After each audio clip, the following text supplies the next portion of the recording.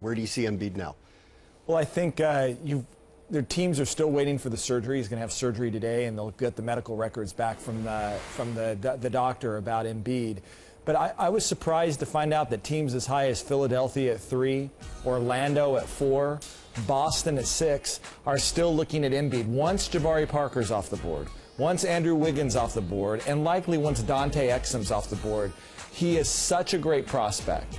There's hope that he could recover from this, and then they get a steal in that 3 to 6 range. Now, if the surgery doesn't go well, he's healthy, though. He's a steal if he's healthy. At some point, if he's not healthy, he's not worth any of these selections. That's true, and you're taking a risk now, right, with him? Yeah.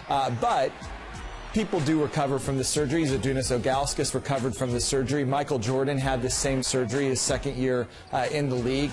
There are differences between him and Yao Ming and him and Bill Walton. He's lighter. He's not as heavy as those guys. And I think right now teams are like, okay, he's too risky at the top because there's just so much talent there. But you get a little further down, and he has so much upside, maybe you take the risk. And I think someone between maybe Orlando at 4, that's where we have him projected in our mock right now, or Boston at 6, would take that risk, assuming when they get that report back from the surgery that there's nothing else going on. Yeah, and listen, Boston took Jared Sullinger a couple of years ago. He had back injuries and issues as well, and they went with him. There was an interesting side note there with Dante Exum potentially to Philadelphia. They have Michael Carter-Williams on that team, so that'd be an interesting roster decision they would have to make down the road if they were to go that direction. How about Wiggins over Parker? If that's the decision here at number 1, why would you take Andrew Wiggins?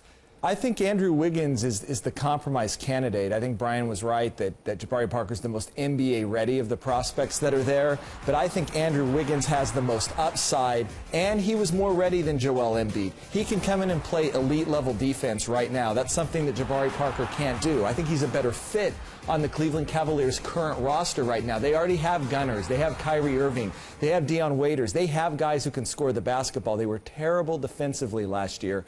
Wiggins brings that. He's probably the best defender, him and Marcus Smart, in this draft. And I think at the end of the day, he had a great workout Wednesday in Cleveland. Upside at the number 1 pick tends to trump a guy who's going to be really good but might not be great. And maybe not the best defensive player out there as well in Jabari Parker, but it seems like they still have a good decision to make, even if Embiid is probably out of that decision making, and we'll see, I guess, over the next couple of days. I agree.